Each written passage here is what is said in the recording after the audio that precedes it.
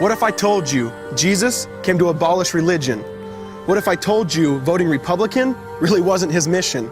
What if I told you Republican doesn't automatically mean Christian, and just because you call some people blind doesn't automatically give you vision? I mean, if religion is so great, why has it started so many wars? Why does it build huge churches but fails to feed the poor? Tell single moms God doesn't love them if they've ever had a divorce, but in the Old Testament, God actually calls religious people whores.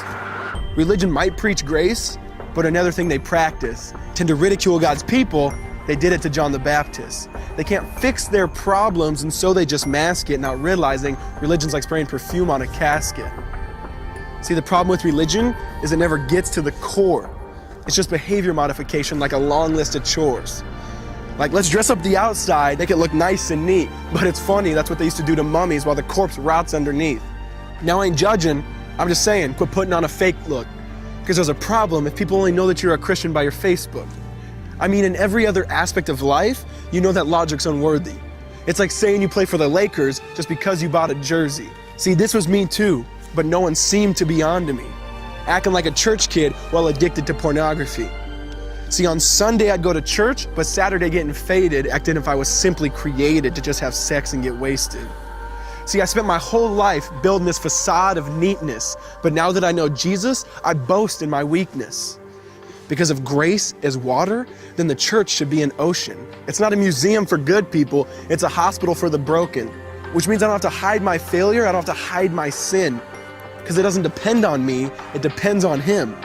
See, because when I was God's enemy, and certainly not a fan, He looked down and said, I want that man. Which is why Jesus hated religion, and for it He called them fools. Don't you see so much better than just following some rules? Now let me clarify. I love the church, I love the Bible, and yes, I believe in sin. But if Jesus came to your church, would they actually let Him in? See, remember He was called a glutton and a drunkard by religious men. But the Son of God never supports self-righteousness, not now, not then. Now back to the point, one thing is vital to mention. How Jesus and religion are on opposite spectrums. See, one's the work of God, but one's a man-made invention. See, one is the cure, but the other's the infection. See, because religion says do, Jesus says done. Religion says slave, Jesus says son. Religion puts you in bondage, while Jesus sets you free. Religion makes you blind, but Jesus makes you see. And that's why religion and Jesus are two different clans. Religion is man searching for God. Christianity is God searching for man.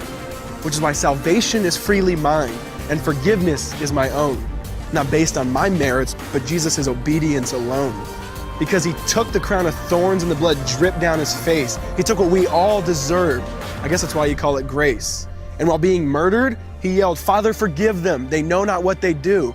Because when He was dangling on that cross, He was thinking of you. And He absorbed all your sin and He buried it in the tomb, which is why I'm kneeling at the cross saying, come on, there's room. So for religion, no, I hate it. In fact, I literally resent it. Because when Jesus said, it is finished, I believe He meant it.